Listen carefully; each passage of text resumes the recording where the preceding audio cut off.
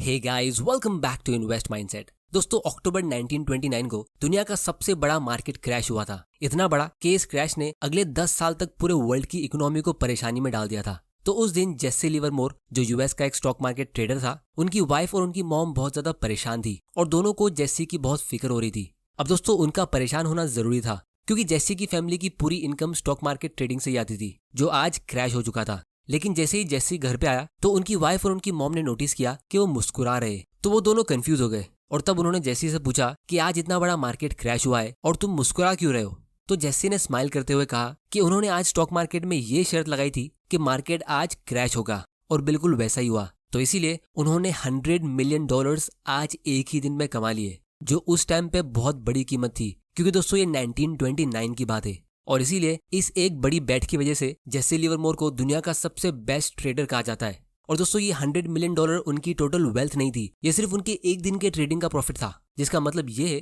कि वो इतने पैसों से अब काफी आराम की लाइफ जी सकते थे। उन्हें काम करने की कोई जरूरत नहीं पड़ेगी, वो अपनी बाकी की पूरी लाइफ जो चाहे खरीद सकते और एकदम खुशी खुशी अपनी फैमिली के साथ अपना टाइम स्पेंड कर सकते। तो ये सुनकर उनकी वाइफ और उनकी मॉम भी बहुत खुश हो गई।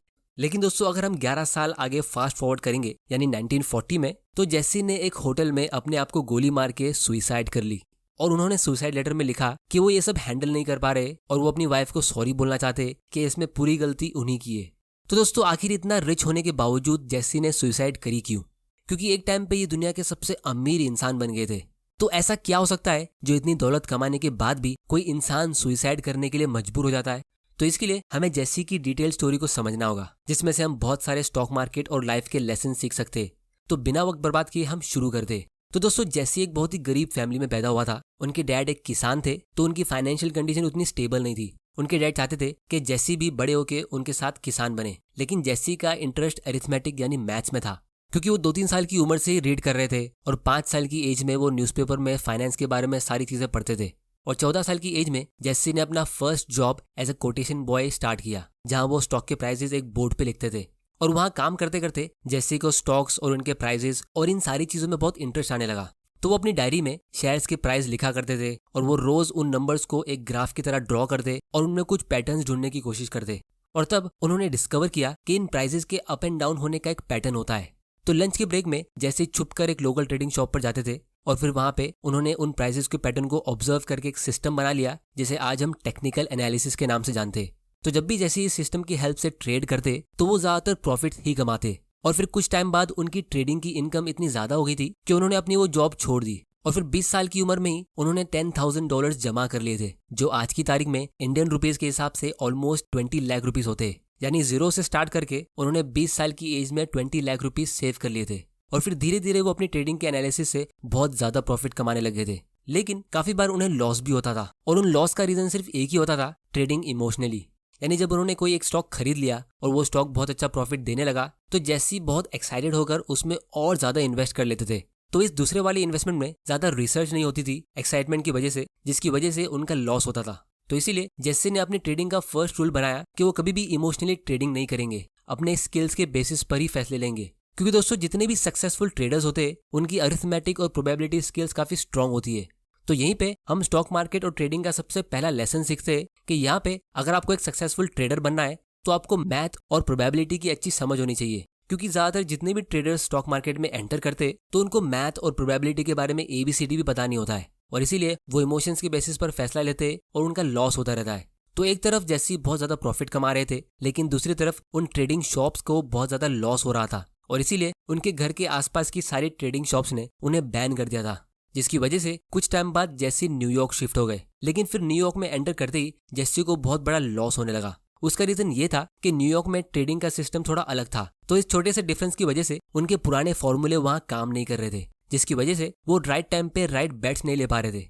तो वो न्यू ट्रेडिंग सिस्टम को सीखते सीखते जेसी ने बहुत सारे पैसे लूज कर दिए और अल्टीमेटली उन्होंने अपना पूरा कैपिटल लूज कर दिया।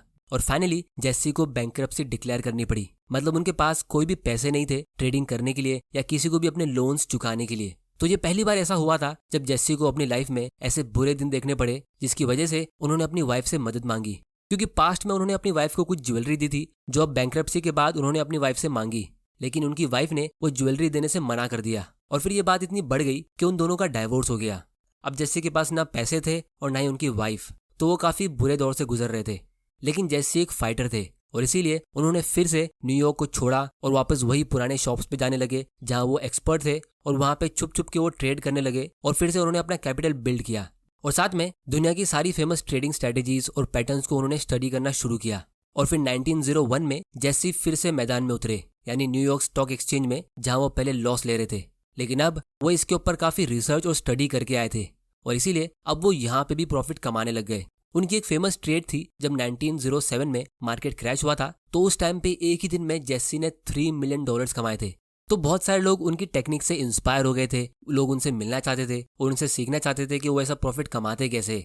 लेकिन फिर 1908 में, यानी एक साल बाद ही, जेसी एक थॉमस नाम के इंसान से मिले जिसने जेसी को एडवाइस दी कि उन्हें कॉटन में इन्वेस्ट करना चाहिए, उससे उनका अच्छा प्रॉफिट होगा। अब जेसी ने कभी भी अपने फैमिली, फ्रेंड्स या किसी भी दूसरे इंसान से हेल्प या ट्रेडिंग की टिप नहीं मांगी। वो कहते थे कि ये ट्रेडिंग और इन्वेस्टिंग एक वन मैन बिजनेस है, यहाँ पे आप ग्रुप थिंकिंग नहीं कर सकते। और वैसे भी जेसी को कॉटन में इन्वेस्ट करना सही नहीं लग रहा था, लेकिन किसी वजह से जेसी ने थॉमस पे भरोसा करके अपने बहुत सारे पैसे उसमें इन्वेस्ट कर दिए। और सैडली कुछ टाइम बाद ही कॉटन के प्राइसेस बहुत ही स्पीड में नीचे जाने लगे और जल्द ही वो कॉटन का प्राइस क्रैश हो गया, जिसकी वजह से जेसी को अपनी वेल्थ का 90% लूज करना पड़ा। और बाद में जेसी को पता चला कि थॉमस ने उन्हें मैनिपुलेट किया था, यानी उनको यूज किया था। जब जेसी बाय कर रहे थे तब थॉमस और उनके बाकी के फ्रेंड्स कॉटन को सेल कर रहे थे हाई प्राइस पे, और जब जेसी ने बाय करना बंद किया तो कोई और बायर मार्केट में बचा नहीं था, जिसकी वजह से उसका प्राइस क्रैश हो गया। तो दोस्तों यहाँ पे हमें दूसरा लेसन ये सीखने मिलता है कि हमें इस स्टॉक मार्केट और वेल्थ क्रिएशन के गेम में दूसरों की ओपिनियन नहीं लेना चाहिए, क्योंकि ज्यादातर जो आपको एडवाइस दे रहे वो अपने खुद के फायदे के लिए आपको एडवाइस दे रहे। कोई स्ट्रेंजर आपको फ्री की एडवाइस देगा क्यों? अब दोस्तों ये भी हो सकता है कि कुछ एडवाइस आपकी एक्चुअली में हेल्प कर दे, तो उसके लिए आपको हर एक एडवाइस को खुद से एनालाइज करना होगा। तो इसीलिए जेसी ने स्टॉक मार्केट का दूसरा इंपॉर्टेंट रूल बनाया कि never get influenced by anybody.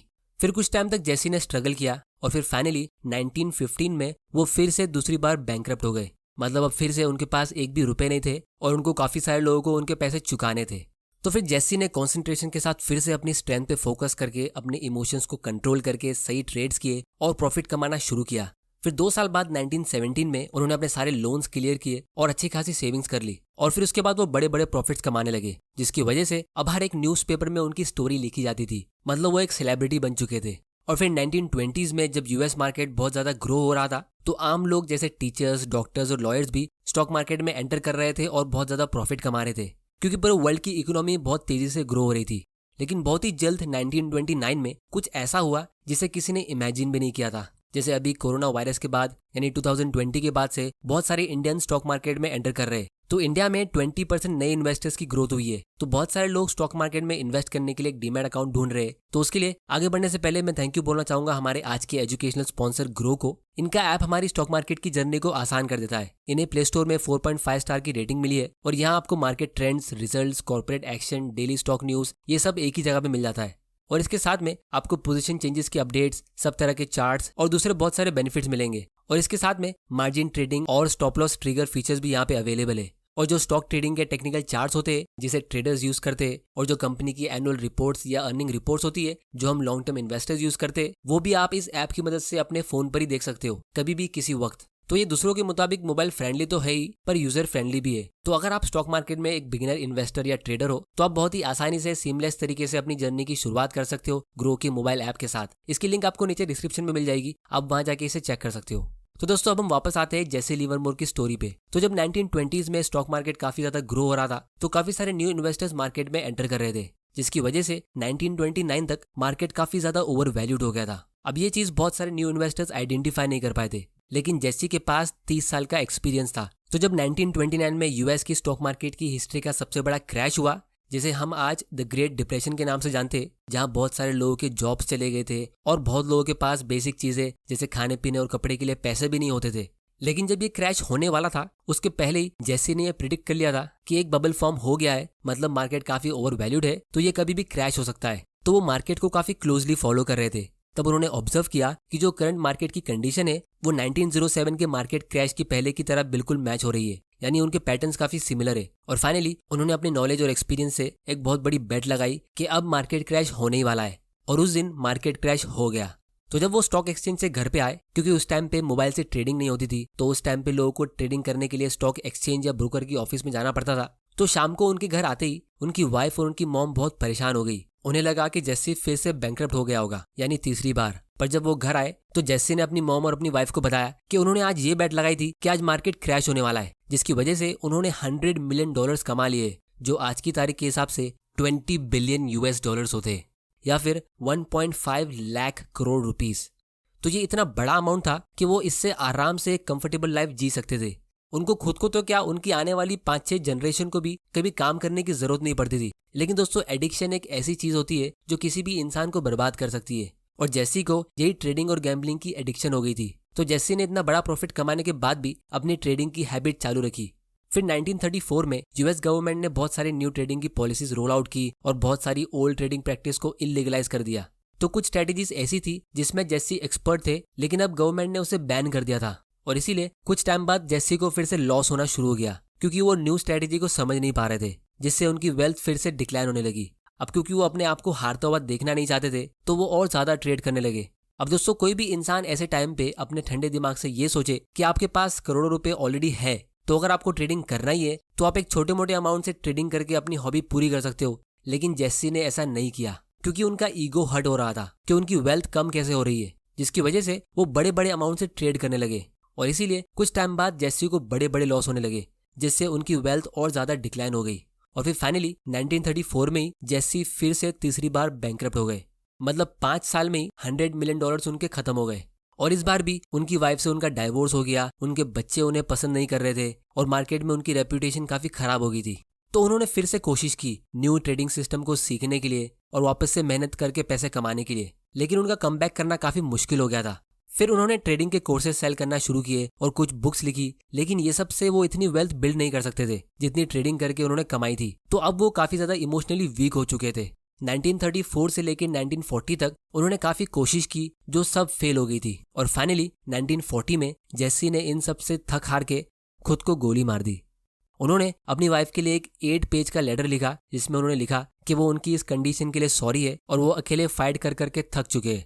अब दोस्तों, जेसी की डेथ को 80 साल बीत चुके हैं, लेकिन उनकी लाइफ के लेसन्स अभी भी जिंदा है। तो आइए अब हम जेसी की लाइफ से कुछ इंपॉर्टेंट लेसन सीखते हैं, क्योंकि दोस्तों हम सब यही चाहते हैं कि हम भी जल्दी अमीर बने और फाइनेंशियल फ्रीडम अचीव करें। लेकिन अमीर बनना और अमीर रहना, ये दोनों बिल्कुल अलग अलग चीजें होती है। तो जेसी की इस रियल लाइफ स्टोरी से अभी तक हमने 2 लेसन ऑलरेडी सीख लिए। सबसे पहला कि आपको स्टॉक मार्केट में अपने इमोशंस को अलग रखना होगा। ग्रीड, फियर और एक्साइटमेंट, ये सबसे आपको यहाँ पे लॉस मिलेगा। और दूसरा, यहाँ पे आपको किसी की भी एडवाइस और टिप्स को यूं ही ब्लाइंडली फॉलो नहीं करना है। और तीसरा और सबसे इंपॉर्टेंट लेसन ये है कि आपको यहाँ पे अपने ईगो को साइड में रखना होगा। मतलब अगर आपने कहीं पे अपने पैसे लूज कर दिए तो आपको वहीं से उसे रिकवर करने की जरूरत नहीं है। जैसे बहुत सारे लोग किसी स्टॉक में इन्वेस्ट करते और वो स्टॉक नीचे जाता है तो लोग उसे होल्ड करके रखते कि जब उनका लॉस रिकवर हो जाएगा तब वो उसे बेच देंगे, और इसीलिए कभी कभी वो उन स्टॉक्स को सालों साल होल्ड करके रखते। या फिर अगर आपने कोई एक ट्रेडिंग स्ट्रेटेजी से पैसा लूज कर दिया है, या कुछ लोग फ्यूचर्स एंड ऑप्शंस में अपने पैसे लूज कर देते, या डे ट्रेडिंग में अपने इमोशंस को कंट्रोल कर ही नहीं पाते, तो आपको उसी स्ट्रेटेजी के पीछे पड़ने की जरूरत नहीं है। स्टॉक मार्केट में बहुत सारी स्ट्रेटेजी होती है और आप अलग अलग तरह से यहाँ पे पैसा कमा सकते हो। जैसे अगर जेसी ने 1929 में थोड़ा सा दिमाग यूज किया होता कि अब मार्केट क्रैश हो गया है, सारे स्टॉक्स के प्राइस नीचे जा चुके हैं और मेरे पास $100 मिलियन है और $1 मिलियन से मेरा 5 साल का एक्सपेंस काफी आराम से कवर हो जाएगा, तो मुझे ये बाकी के 90 मिलियन कोई अच्छी जगह इन्वेस्ट कर देना चाहिए, जैसे कोई अच्छे स्टॉक्स में या किसी इंडेक्स या अच्छे फंड में लॉन्ग टर्म के लिए, क्योंकि अब मार्केट क्रैश है तो अब बाय और होल्ड करने के लिए एक अच्छी अपॉर्चुनिटी है।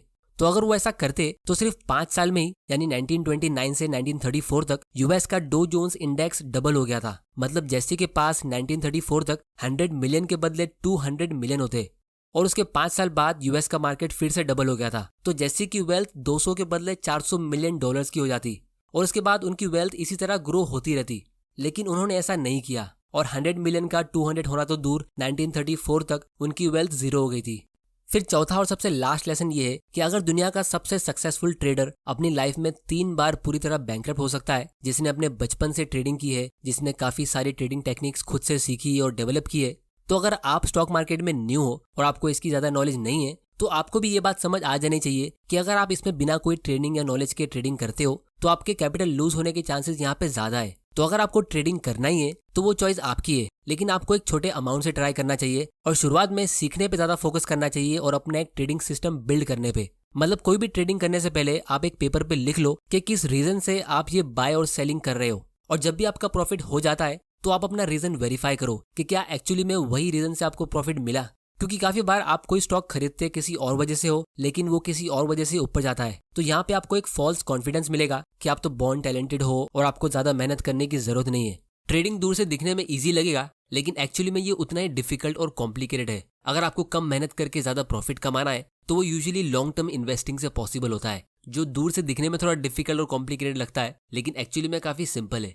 तो इसीलिए स्टॉक मार्केट से वेल्थ सिर्फ वही लोग बनाते जो कंटिन्यूसली अपनी नॉलेज को इंक्रीज करते रहते, जिसके लिए आप इस चैनल को सब्सक्राइब जरूर कर लेना, क्योंकि स्टॉक मार्केट और फाइनेंशियल फ्रीडम के इंपॉर्टेंट लेसन्स मैं आपके लिए यहाँ पे शेयर करता रहूंगा। और बेल आइकन को प्रेस जरूर कर देना ताकि आपसे कोई ऐसे वैल्यूएबल वीडियोस मिस ना हो जाए। तो दोस्तों आज की वीडियो में इतना ही। आप लोग मुझे नीचे कमेंट करके बताओ कि आपने इस स्टोरी से कौन सा इंपॉर्टेंट लेसन सीखा। अगर आपको ये वीडियो से कुछ सीखने मिला तो इसे अपने फ्रेंड्स और फैमिली के साथ शेयर करो और उनको भी एजुकेट करो।